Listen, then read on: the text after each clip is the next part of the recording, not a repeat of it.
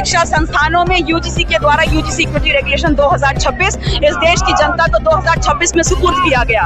और भारतीय जनता पार्टी की सरकार और भारतीय जनता पार्टी के लोग सीआरओ की पार्टी है, वो करते कुछ और है, कहते कुछ और है। उन्होंने यूजीसी इक्विटी रेगुलेशन इस देश की जनता को सुपुर्द तो किया, लेकिन वहीं अपने अनुसांगिक संगठनों के द्वारा सड़कों पे तनाव करा करके इस यूजीसी इक्विटी रेगुलेशन को कोर्ट की फाइलों में दबाने का काम किया।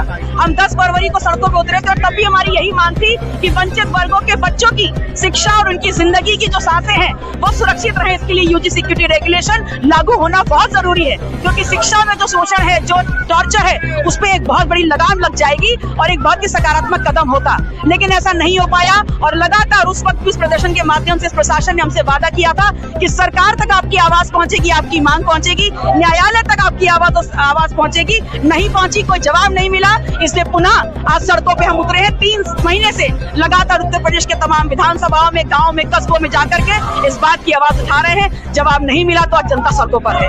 ये मामला कोर्ट में है, क्या कहना? कोर्ट में ऐसे बहुत से मामले होते हैं। कोर्ट में तो जो मुख्यमंत्री बनते हैं, प्रधानमंत्री बनते हैं, उनके ऊपर भी संगीन धाराओं में मुकदमे होते हैं, लेकिन रातों रात जब वो वापिस हो सकते हैं तो यूजीसी इक्विटी रेगुलेशन का जो मामला सरकार ने कोर्ट में फंसाया है उसको वहां की फाइलों से निकाल करके बच्चों की जिंदगी, शिक्षा को सुरक्षित करने के लिए आप यूनिवर्सिटीज में लागू क्यों नहीं कर देते? लगातार आप पहले भी आपने प्रदर्शन किया था, आज भी आप प्रदर्शन कर रही, विपक्ष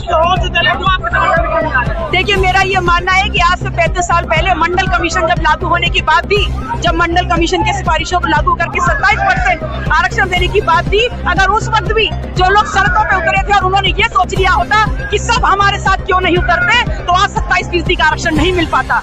हम आज अकेले ही बहुत हैं, लेकिन आपने देखा पिछले प्रदर्शन से आज के प्रदर्शन में संख्या और जनता की संख्या बढ़ती जा रही है। आगे लगातार इस मोर्चे को तब तक संभालते रहेंगे जब तक यूजीसी इक्विटी रेगुलेशन लागू नहीं हो जाता।